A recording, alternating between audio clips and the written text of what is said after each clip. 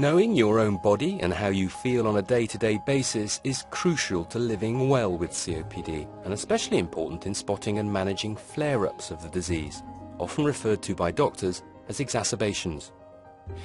Exacerbations can also be described as lung attacks. An exacerbation is a worsening of your symptoms and will make you feel generally unwell. If it's left untreated, an exacerbation can have a serious effect on your health. Every time you have an exacerbation, you're going to get a little bit worse, and so it knocks you off a little bit. You know, it can last for weeks as well, so you can be off your feet, you'll get a bit weaker, your exercise tolerance will be reduced, and you know, it can be hard to get back to where you were before that exacerbation. In the really worst case scenario, you can end up in hospital, but that doesn't happen to most people. Most people don't end up in hospital. For most of you, you can manage exacerbations with some antibiotics and a short course of steroids from the doctor. But it's really, really important that you get your antibiotics and your steroids quickly. And it's really, really important that you actually treat these exacerbations early. And we do know that if people treat them earlier, then they actually aren't so severe, they don't last so long, and also that you have less exacerbations if you treat them early and promptly. Treating exacerbations promptly, rather than waiting to see if they get worse, is extremely important and will significantly improve your speed of recovery. But how do you spot when one is coming?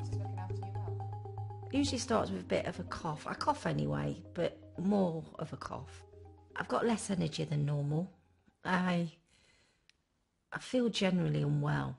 One thing is you tend to get more tired than what you would normally, which not immediately you'd necessarily notice. First of all, I feel grotty and breathless.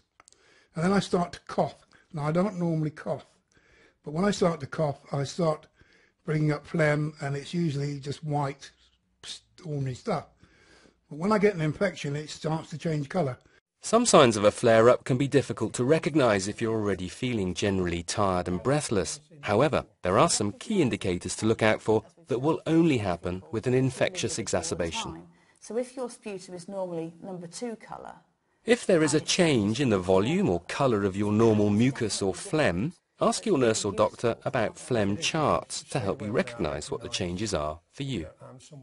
If you are somebody who has a lot of exacerbations, by a lot I mean more than a couple a year, then you probably actually want something that we call a rescue pack at home. So that would be like a short course of steroids and a week's course of antibiotics that you could take if you're getting a chest infection, if you're getting an exacerbation. The impact of treating it quickly is it hits the infection quicker and you get over it quicker, because you haven't got the 3 days for no treatment at all.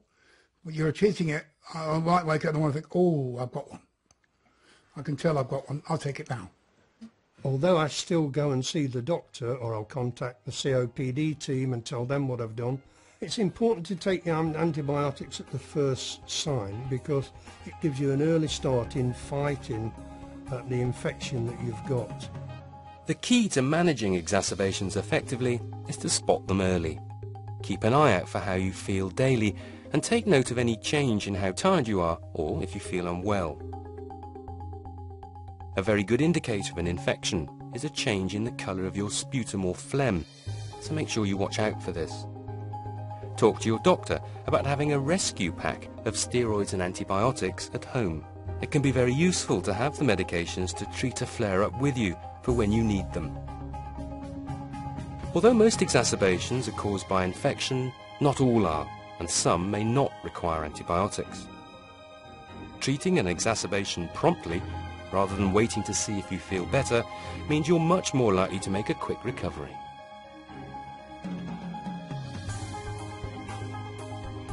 It's quite common for people to mistake the symptoms of a panic attack for the start of an infection. When you're panicking, you can feel like you're struggling to breathe and that you're unwell. The key difference is that an infection will come on gradually over hours or days, whilst a panic attack is an instant change. If you suddenly find yourself struggling to breathe, it's a good idea to think if there's anything happening that might be causing you to panic. It's really about looking at the triggers. You know, are you asking yourself, am I actually having a panic attack because I've got so much stress, because I'm very frightened about what's going on?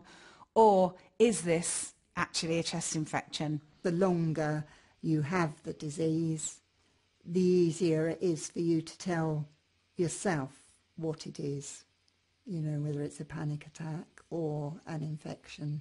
With an exacerbation, there will be some other symptoms. You will have a change in your phlegm.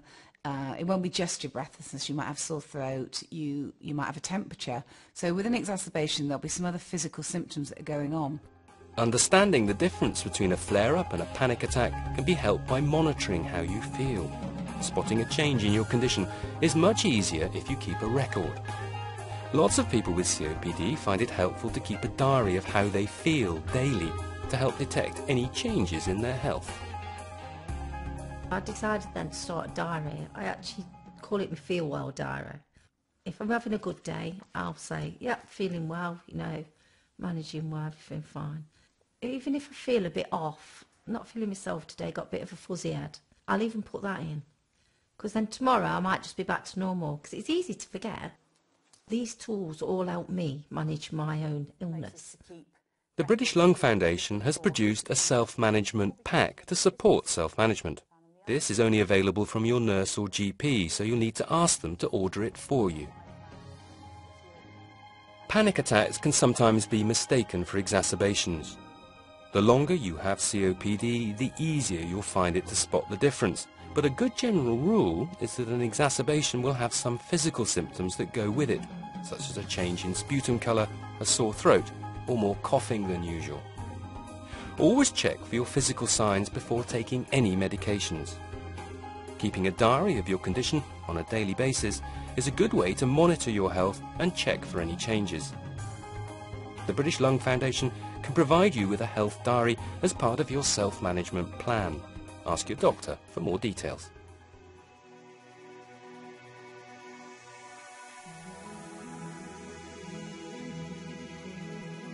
Chronic obstructive pulmonary disease is a condition that affects your daily life in many ways.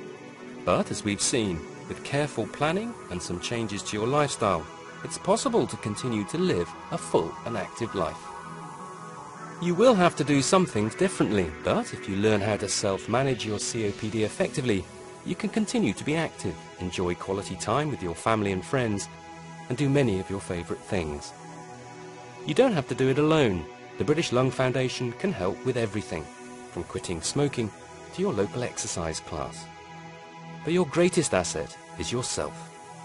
By taking control of your condition and giving yourself the tools and the knowledge you need, you'll be ready to live well with COPD.